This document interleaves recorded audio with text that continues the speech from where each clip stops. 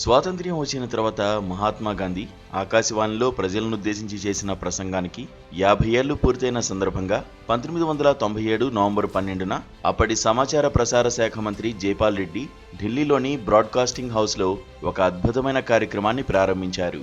ఈ సందర్భంగా 2 ఫలకాలను జైపాల్ రెడ్డి తాను ఆవిష్కరించకుండా వాటిని బ్రాడ్కాస్టింగ్ హౌస్లో పనిచేస్తున్న అట్టడుగున ఉన్న 2 సఫాయి కార్మికులతో ఆవిష్కరింపజేశారు.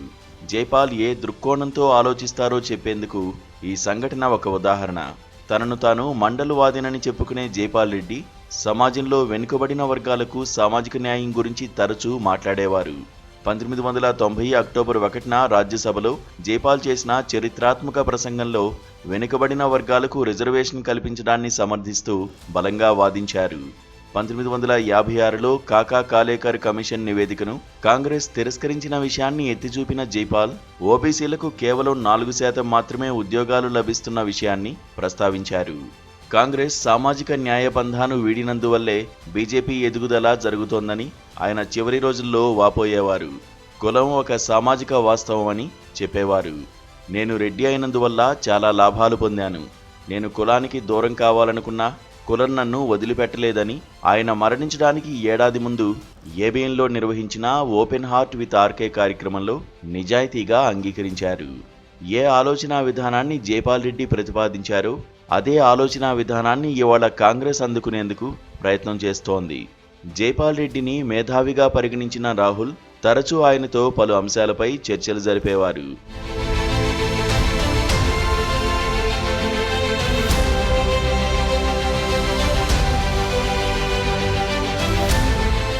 అయితే జైపాల్ ఆలోచనల్ని ఆయన అమల్లో పెట్టలేదు. తాజాగా రాహుల్ అన్న మాటల్ని వింటుంటే తనను తాను ఆత్మావలోకనం చేసుకుంటున్నట్లు అర్థమవుతోంది. ఓబీసీలు ఎదుర్కొంటున్న సవాళ్లను అర్థం చేసుకోవడంలోనూ వారి కోసం చేపట్టాల్సిన చర్యలను గ్రహించడంలోనూ కాంగ్రెస్ విఫలమైనట్లు నాకు అనిపిస్తోంది.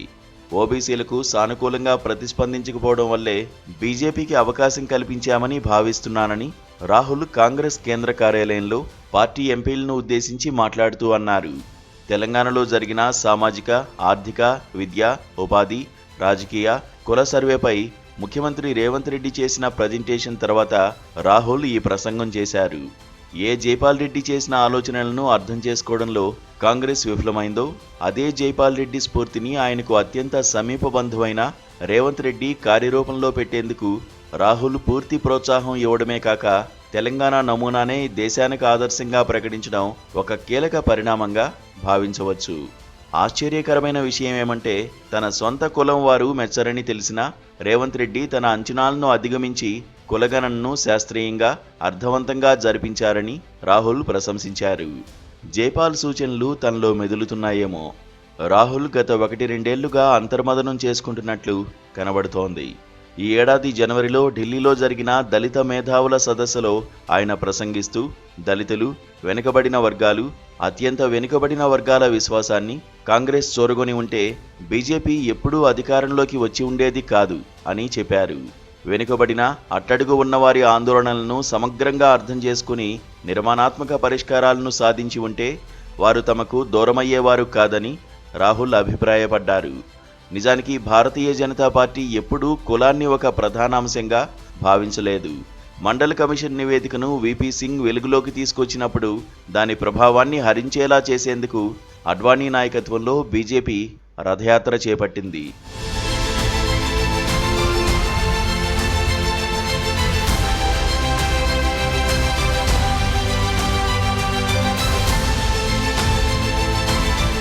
వీపీ సింగ్ ప్రభుత్వానికి మద్దతు ఉపసంహరించుకున్నది. మండల్ వర్సెస్ కమండల్ వివాదం ఆ రోజుల్లో అత్యంత ప్రాచుర్యం పొందింది. మండల్ రాజకీయాలు బీహార్లో సృష్టించిన కల్లోలం కుల సేనలను కూడా తయారు చేసి నెత్తురుటేర్లు పారించింది. సంబంధిత ఘటనలు చరిత్రలో నమోదయ్యాయి. మోదీ నాయకత్వంలో కూడా హిందుత్వనే బీజేపీ ప్రధానాంశంగా ముందుకు ప్రవేశపెట్టింది. యువత, పేదలు, మహిళలు, రైతులే అతిపెద్ద కులాలని, ఈ వర్గాల అభ్యున్నతికి కృషి చేస్తే దేశం అభివృద్ధి చెందుతుందని మోదీ పదే పదే తన ప్రసంగాల్లో ప్రకటించారు.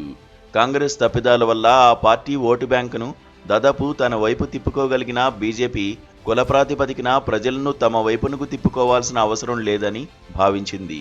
కులాన్ని కేవలం ఓటు బ్యాంకు రాజకీయాలకు మాత్రమే ఉపయోగించుకోవాలని, సంక్షేమ పథకాలు ప్రకటిస్తే చాలని భావించిన కాంగ్రెస్ పందాను బీజేపీ కూడా అనుసరించింది. రామజన్మభూమి ఉద్యమ సమయంలో బీజేపీ ప్రధాన కార్యదర్శిగా ఉన్న గోవిందాచార్య మండల్ పార్టీలను ఎదుర్కోవాలంటే సామాజిక సమీకరణ తప్పదనే సిద్ధాంతీకరణ చేశారు. దాన్ని అమలు చేసి ఉత్తరప్రదేశ్లో తొలుత కళ్యాణ్ సింగ్ వంటి బీసీ నేతను ముఖ్యమంత్రిని చేసి అధికారంలోకి వచ్చిన బీజేపీ తర్వాత అగ్రవర్ణాలకే నాయకత్వాన్ని అప్పజెప్పింది. ఫలితంగా బీజేపీ క్రమంగా యూపీలో పట్టుకోల్పోయింది. మోదీ నాయకత్వంలో మళ్లీ బీజేపీ పుంజుకొని కేవలం అగ్రవర్ణాలను మాత్రమే కాక ఓబీసీల్లో అతి వెనుకబడిన వర్గాలను, ముఖ్యంగా యాదవేతరులను తన వైపుకు తిప్పుకుని సంఘటితం చేయగలిగింది. 2009 నుంచి 2019 మధ్య దేశవ్యాప్తంగా బీజేపీ ఓబీసీ ఓట్లు 20 నుంచి 44% మేరకు పెరిగాయి. కాంగ్రెస్నే కాక అనేక రాష్ట్ర స్థాయి పార్టీలను బీజేపీ దెబ్బతీయగలిగింది. ఈ పరిణామాల్ని గమనించినందువల్లే గత ఎన్నికల్లో సమాజ్వాదీ పార్టీ బీజేపీ కంటే ఎక్కువ మంది బీసీ, దళిత అభ్యర్థులను రంగంలోకి దించింది. యాదవేతర ఓబీసీలకు అధిక సీట్లను కేటాయించింది. వెనుకబడిన దళిత, అల్పసంఖ్యాక వర్గాల ఫార్ములాను అనుసరించి లోక్సభలో అధిక సీట్లను సాధించగలిగింది.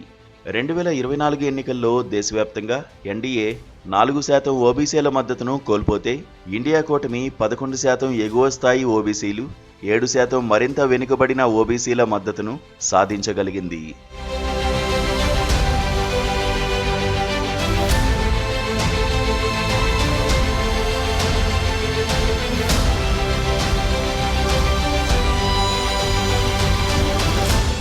భారతీయ జనతా పార్టీని వరుసగా 3 సార్వత్రిక ఎన్నికల్లో ఓడించలేకపోగా వివిధ రాష్ట్రాల్లో అధికారం కోల్పోయిన కాంగ్రెస్కు ఓబీసీ ఓట్ల పుణ్యమా అని గత సార్వత్రిక ఎన్నికల్లో కొంత పుంజుకుంది. ఇప్పుడు ఆ పార్టీలో కొత్త ఆశల్ని చిగురింపజేసింది. అయినప్పటికీ హర్యానా అసెంబ్లీ ఎన్నికల్లో కాంగ్రెస్ పాత తప్పిదాలనే చేసింది. భూపేందర్ సింగ్ హుడా నాయకత్వంలో కేవలం జాట్ ఓటు బ్యాంక్ కాంగ్రెస్ మద్దతుగా ముందుకు వస్తే విస్తృత స్థాయిలో వివిధ కులాలను తన వైపుకు తిప్పుకోవడంలో కాంగ్రెస్ విఫలం కావడం ఆ పార్టీ ఓటమికి దారితీసింది. అదే సమయంలో జాటుకు సంబంధించిన వారిని బీజేపీ తన వైపునకు తిప్పుకోగలగడం వల్ల ప్రభుత్వ వ్యతిరేకతను అధిగమించగలిగింది. ప్రస్తుత పరిస్థితుల్లో సామాజిక న్యాయాన్ని ఎజెండాగా చేపట్టడం కన్నా కాంగ్రెస్కు మరో గత్యంతరం లేదు. 11 సంవత్సరాల బీజేపీ పాలనలో వివిధ వర్గాలకు సరైన న్యాయం జరగలేదని విమర్శిస్తున్న కాంగ్రెస్ అధికారంలోనూ, విద్యలోనూ, సంపదలోనూ వెనుకబడిన వర్గాలకు సరైన న్యాయం జరిగిందా లేదా తేల్చుకునేందుకు శాస్త్రీయంగా కులగణన జరపాలన్న డిమాండ్కు ప్రాచుర్యం కల్పిస్తోంది. అంతేకాదు ఈ కులగణన డేటా ఆధారంగా ప్రభుత్వ విధానాలను రూపొందించి ఎవరి జనాభా ఎంత ఎక్కువ ఉంటుందో అంత భాగస్వామ్యం కల్పించాలనే నినాదం ఆధారంగా ప్రజల్లోకి ప్రవేశించాలని వ్యూహరచన చేస్తోంది. వెనుకబడిన వర్గాలకు సంబంధించి కేవలం నినాదాలు చేయడం మాత్రమే సరిపోదని నిర్దిష్టమైన చర్యలను ప్రకటించాలని కాంగ్రెస్ గ్రహించింది. కాంగ్రెస్ ఈ వ్యూహం ప్రజల్లో ఊపందుకుని మండల్ నాటి సామాజిక వాతావరణాన్ని కల్పించగలుగుతుందా? లోహియా రాజకీయాల ఆధారంగా వెలుగులోకి వచ్చిన వెనుకబడిన కులాలు మరో ప్రభంజనాన్ని రేకెత్తించగలుగుతాయా? బీజేపీ ఈ పరిణామాన్ని చూస్తూ ఊరుకుంటుందా? 2026లో జరిగే జనగణనలో భాగంగా కులగణన జరిపించాలని బీజేపీ కూడా నిర్ణయించింది.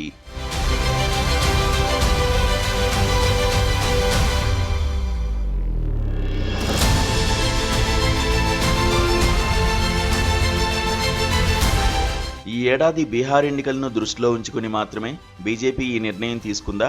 2020 బీహార్ ఎన్నికల్లో ఎన్డీఏ కూటమి నితీష్ నాయకత్వంలో కూడా 10% ఓబీసీ మద్దతును కోల్పోయిందా? బీహార్లో నితీష్ కుమార్ కూడా కులగణన జరిపించిన తర్వాత వాస్తవాలను గ్రహించి బీహార్లో రిజర్వేషన్ పరిమితిని 65%కి పెంచారు. సుప్రీంకోర్టు ఈ నిర్ణయాన్ని సహజంగానే కొట్టివేసినప్పటికీ వెనుకబడిన కులాల ప్రాధాన్యాన్ని బీజేపీ, జేడీయూ గ్రహించినట్లే కనిపిస్తోంది. నవంబర్లో జరిగే అసెంబ్లీ ఎన్నికల్లో ఈ కులాలు ఎటువైపు వెళతాయన్న దానిపై దేశ రాజకీయ పరిణామాలను అంచనా వేసేందుకు ఆస్కారం ఉంది. నిజానికి తెలంగాణలో మాదిరి దేశవ్యాప్తంగా విస్తృత స్థాయిలో కులగణన నిర్వహించి ప్రజల సామాజిక, ఆర్థిక, రాజకీయ, విద్య, ఉపాధి పరిస్థితులను కూడా ఆరా తీస్తే ఈ దేశంలో ప్రజలు స్వాతంత్ర్యం వచ్చిన 78 సంవత్సరాల తర్వాత కూడా ఏ స్థాయిలో ఉన్నారో ఖచ్చితంగా తేలేందుకు అవకాశాలు ఉన్నాయి. తద్వారా విధానాల రూపకల్పన కూడా శాస్త్రీయంగా చేసేందుకు తోడ్పడుతుంది. భారత్ను 4వ పెద్ద ఆర్థిక వ్యవస్థగా చెప్పుకుంటున్న మన నేతలు మన ప్రజల వాస్తవ పరిస్థితిని వెల్లడించేందుకు సిద్ధంగా ఉన్నారా?